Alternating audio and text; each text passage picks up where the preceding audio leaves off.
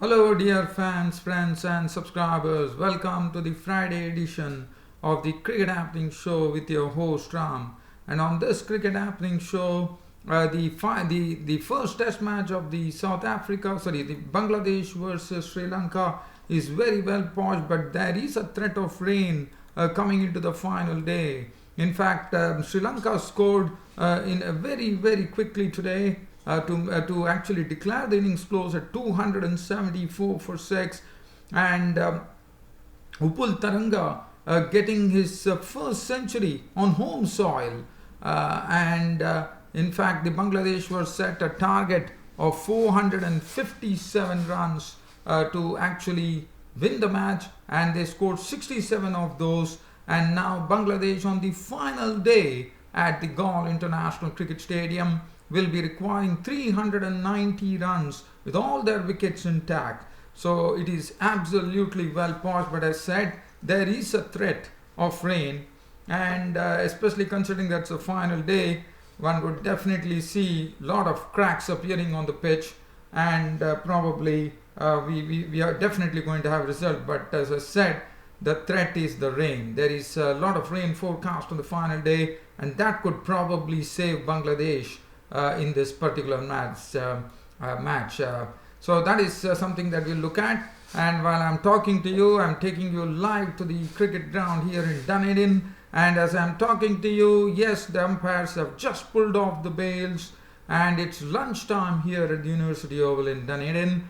In the first Test match on the day 4, that's also on day 4 right now. And South Africa, yesterday, as you know, New Zealand were all out for 341, thus taking a 33 runs lead.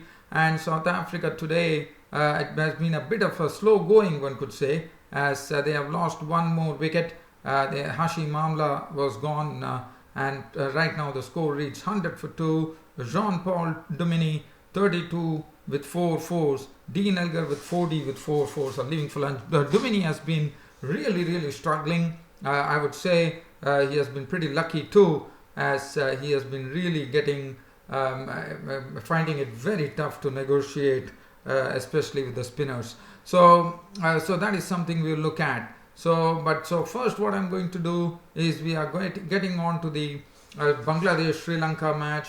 And as I said, today Sri Lanka started their second innings, and the start Karunaratne and Tharanga started it off with Tharanga stroking the ball very freely. He was driving very well, and he was also playing some nice sweep shots of the spinners as well. And then the first wicket was nipped up by Taskin Ahmed, as he got Karunaratne to actually get caught by Mahmudullah for 32 with one boundary. So that was 69 for 1. After that, Tharanga was joined in by Kushal Mendes, but Kushal Mendes was an early victim, as Shakib Al Hassan got his wicket for 19 with 1-6. So that made it 134 for 2 when Mendes departed, and Tharanga was the one who was standing there, and he was definitely doing a good job for Sri Lanka, and he was slowly trying to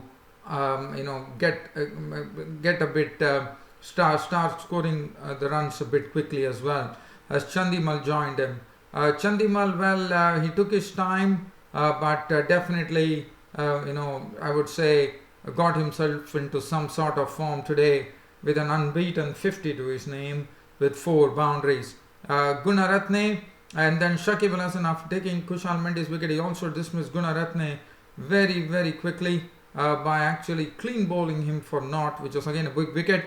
Niroshan Dikwala tried his unorthodoxy and contributed 15 with 1-4 and 1-6, but Dilruwan Pereira decided he was in the company, and that was the time after at 134, as I said, it was Tharanga who was playing in an aggressive manner, and then it was Mehdi Hassan Miraz, the right-arm off spinner, who was very impressive today with his line.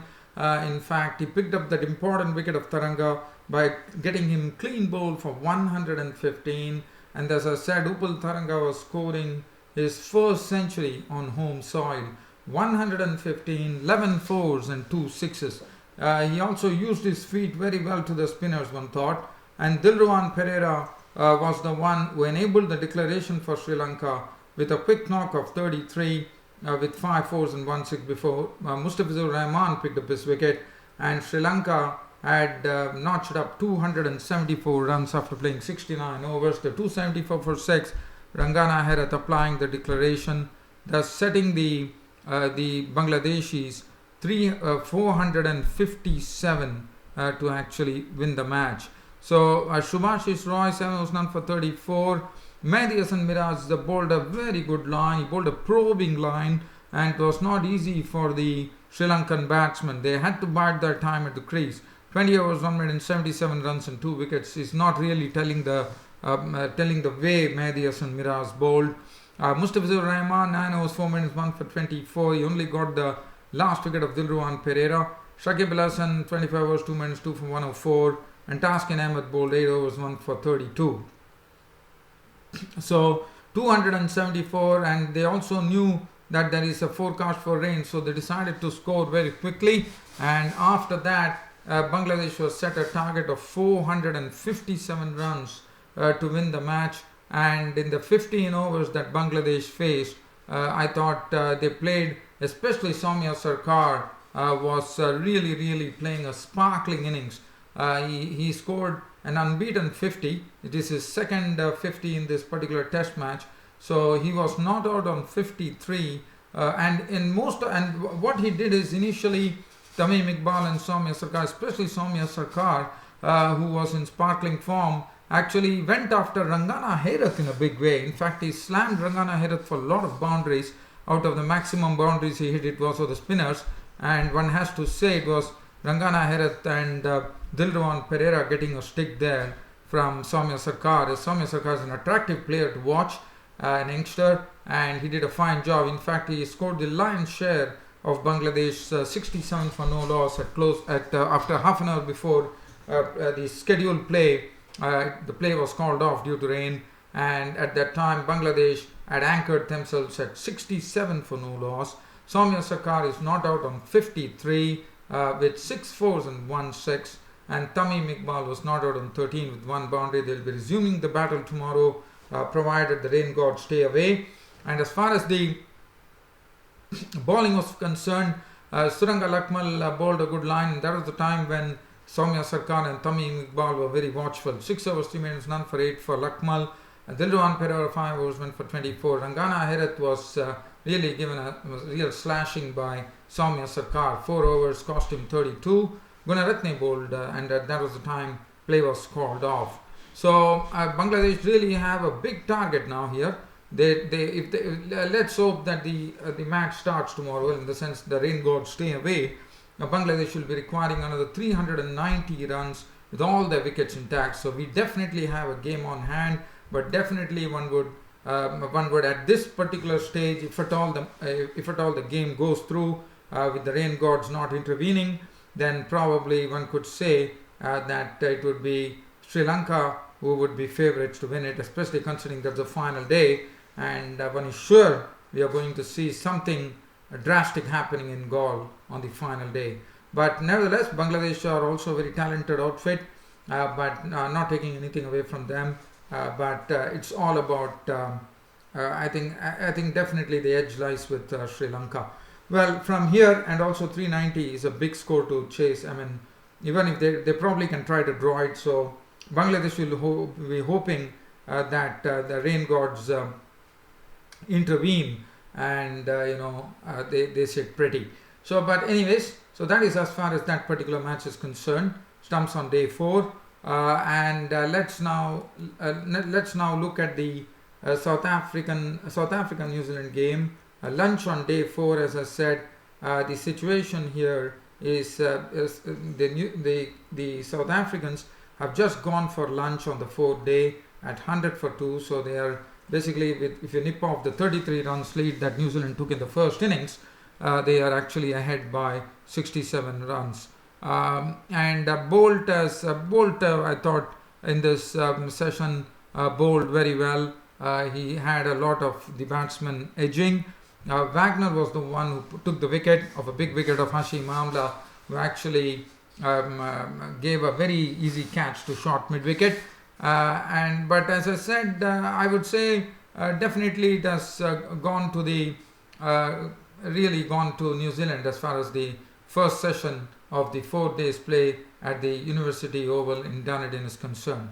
Now let's have a cast look at the card here, and let's talk about what really happened. So New Zealand yesterday, Kane Williamson played a wonderful innings. He was the one who was actually holding the innings together for New Zealand. He did it in a wonderful fashion to score 130 runs. He now has 16 centuries in Test cricket, and as you know, the other day Ross Taylor was the one who broke the all-time record of the former great player Martin Crowe, held the record with 17 centuries, but that record has been already broken by Ross Taylor. So Kane Williamson made 130.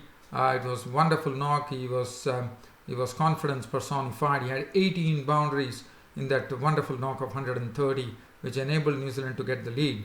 After that, we saw Jitan Patel was out for 16, which I already talked about, but BJ Watling was the one who gave him the much needed company. Kane Williamson got the much needed company from BJ Watling, and we all know BJ Watling, what tremendous staying power he has at the crease, and he contributed 50 with 8 boundaries, and Keshav Maharaj was the one who actually had him clean bowled for 50, and Williamson's wicket was taken by Kagiso Rabada when he actually nicked one to Quinton de Kock behind the stumps. Mitchell Santner was really struggling at the crease. Nevertheless, he made only 4 runs, and that was one solitary boundary he hit. And Mone Markel was the one who picked up his wicket as Mitchell Santner tried to cream a delivery through the offside, and Keshav Maharaj coming up with the catch. Neil Wagner indulged himself in some real hitting by pulling and hooking for boundaries as far as the pace bowlers. He went after Philander by depositing him for a 6 and getting probably 15 runs in a single over. But Neil Wagner's contribution was 32, 5 fours and 2 sixes as Keshav Maharaj who got his maiden, the left arm spinner getting his maiden 5-wicket haul in Test cricket, was the one picked up the wicket of Wagner, and then Trent Boult was bowled by Keshav Maharaj for 2, 341 all out, and that enabled New Zealand to take a 33-runs lead in the first innings. Now, Keshav Maharaj, as I said, got his maiden 5-wicket haul in Test cricket. He has already proved himself when Australia came, also one would remember, and today he was the hero. 28.3 overs, 7 maidens, 94 runs and 5 wickets, and he kissed the turf and bore down at the turf, just probably thanking God that he was able to take a maiden 5-wicket haul, which was his first one. Rabada 30 overs, 7 maidens, 1 for 92. He definitely bowled well, no doubt about it. Went on Philander 27-11, 67 runs and 2 wickets. Mone Markel, it was good to see Mone Markel into action. 24 overs, 6 maidens, 62 runs and 2 wickets after quite a long time. Keshav Maharaj maiden 5-wicket haul, 28.3 overs, 7 maidens, 94 runs and 5 wickets. Duminy bowled 5 overs for 18. Now, with 33 runs lead that New Zealand took, it was the turn for the South Africans to come and bat in the second innings. Stephen Cook, there was a really a very great start that happened, but probably one felt very sorry for Stephen Cook, as Stephen Cook was caught in the moment there with all the New Zealand bowlers appealing. In fact, the very first delivery that Trent Boult started to bowl in the second innings with the new cherry, actually Stephen Cook, there was a loud appeal for a caught behind. The New Zealand players were all around the umpire shouting, and the umpire did not have any hesitation in actually in fact lifting his finger. And Stephen Cook, what was really shocking was that Stephen Cook, probably caught in the moment, did not have the presence of mind to go and actually review it. Probably if he had reviewed it, he probably would have been saved, because when one saw the replays, one really felt sorry for Stephen Cook, who collected a duck. I mean, in the first innings also, as you remember, Stephen Cook was out for 3, and here he was out to the very first delivery of the bowling of Trent Boult, caught behind, but Stephen Cook had to go, which was very sad, but nevertheless he had to go. He was gone for naught. After that, Hashim Amla joined Dean Elgar, and things were not easy at all. In fact, Dean Elgar and Amla had to really put their heads together, and they had to really see to it that they first took South Africa out of that situation. And things were going on, and it was not so easy. And then finally we saw the fire alarm actually bringing an end to proceedings at the cricket ground, where the fire alarm sounded and people had to leave. So that and today when they resumed, it was Hashim Amla after making 24 runs with 5 boundaries. As I said, Neil Wagner tempted him with a short mid-wicket, and he obliged by Hashim Amla actually chipping the ball into the short mid-wicket region. Tim Southee, the substitute, snapping it. And as I said at lunch, definitely New Zealand are the ones who are definitely on the ascendant here right now. Dean Elgar was not out on 40, so was continuing his good work. He was really Dean Elgar is doing a great job on court.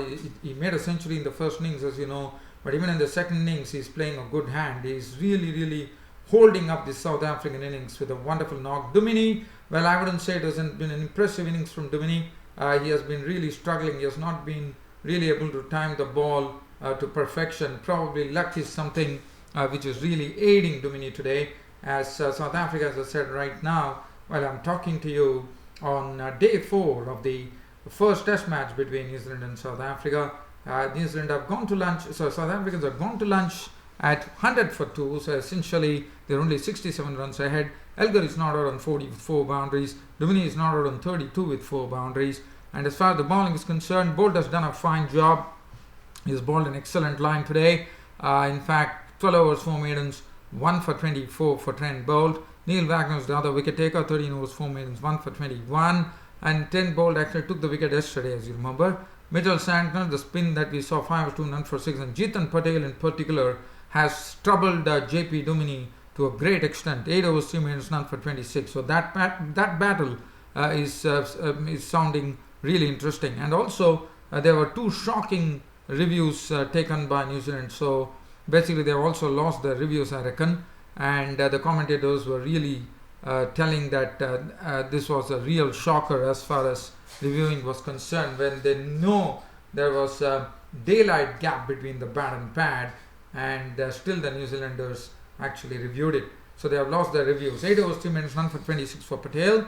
And James Neesham, 5 overs, no maiden, none for 20. So definitely there's still a lot in store, no doubt about it, and one is waiting. So just before I go here on this cricket show today, I would like to say that Australia are having some bad news, and you know this is a bitter blow for them because their left arm strike pace main strike bowler Mitchell Starc is out of this series against India, and I think that is a big blow, because I thought Mitchell Starc is someone who operates very well in tandem with Josh Hazlewood, and not only that, he has taken some big wickets. Even though the spinners have been ruling, he has also taken some vital wickets as well. And was sorry to see that Mitchell Starc, with that hamstring injury or whatever the injury that he has been ruled out of this test series in India. Especially one knows that they have to keep their players fresh. As you know, the Champions Trophy is coming up in June. So, and also I did not mention about Ross Taylor. In fact, Ross Taylor came to bat in some pain yesterday, and all that he could do was, he was still there at the crease, not out on 15. It was brave of him to come there and bat, even though he was really in pain, one could say. Even hit a 6 as well. He swung a ball for 6, so that really shows a lot of courage in Ross Taylor to do that. And well, I can only say, as far as Mitchell Starc is concerned, it's not good news for Australia that Mitchell Starc is lost from this series, and that is not good news at all. Well, dear, as you know, the 3rd test is coming up. It's going to be played at Ranchi. As you know, Mahendra Singh Dhoni's home ground, one could say. But we all know Dhoni is not playing any more test matches. But nevertheless, this is the first time a test is going to be staged at Ranchi, and it will definitely hold the interest, with India and Australia level pegging right now in this test series at 1-1. That really says it all as far as today's cricket show is concerned. Hope you all like this cricket broadcast of mine, with more to come tomorrow on my Cricket Happening show on a Saturday. It's your host Ram bidding good night.